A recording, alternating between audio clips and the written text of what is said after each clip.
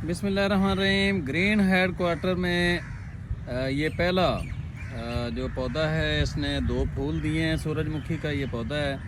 तो सुबह से तितली इसमें से रस जो है वो चूस रही है। ये चूँकि अभी पहली बार नए नए खेल रहे हैं तो तितलियां जनाब यहाँ पर आना शुरू हो गई हैं। ये माशाल्लाह अल्लाह की कितनी खूबसूरत तरीन तख्लीक है। ये जो तितलियां हैं ये देखें, एक और आ गई है। ऐ अल्लाह तेरा शुक्र है कि तितलियां मुझे पूरा दिन देखने को मिलती हैं।